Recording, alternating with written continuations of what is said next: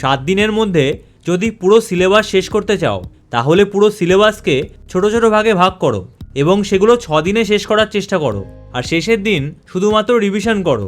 এবার প্রশ্ন হলো এতগুলো চ্যাপ্টার এই 6 দিনে কি করে শেষ করব? দেখো, তোমাদের সব কিছু পড়তে হবে না, শুধু যেই কোশ্চেনগুলো বেশি ইম্পর্টেন্ট তোমরা সেগুলোই প্র্যাকটিস করো।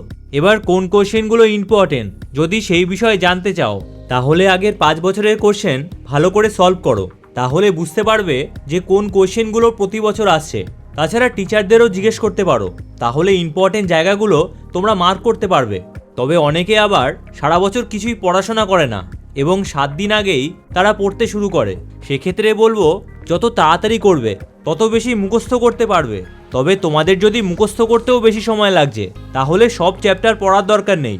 যদি ধরো 10টা চ্যাপ্টার থাকে তাহলে সেক্ষেত্রে তোমরা 8টা চ্যাপ্টার পড়ো। তবে যতটুকু পড়বে সেটা খুব ভালো করে পড়ার চেষ্টা করো যেন সেখান থেকে একটা কোশ্চেনও বাদ না যায়। তবে শেষের দিন কোনো নতুন কিছু পড়তে যেও না, ওই দিন শুধু রিভিশন করো এবং না দেখে লেখার চেষ্টা করো, তাহলে পরীক্ষায় গিয়ে খুব ভালো করে লিখতে পারবে। জেগে ওঠো চ্যানেলে তোমাদের সবাইকে স্বাগত। সিলেবাস যদি তাড়াতাড়ি শেষ করতে হয় তাহলে ভোরে উঠে পড়তে বসো। এই সময় চারপাশে একদম নিস্তব্ধ থাকে এবং আমাদের ব্রেনও ভালো কাজ করে। তাই ভোর 4টের সময় উঠে ফ্রেশ হয়ে তোমরা টিফিন করে নাও এবং 5টা থেকে 7টার মধ্যে সবথেকে কঠিন পড়াটা মুখস্থ করো। এবার 10 মিনিট রেস্ট নিয়ে নাও এবং 7টা 10 থেকে 9:30 অবধি আরও 2টো সাবজেক্ট মুখস্থ করো।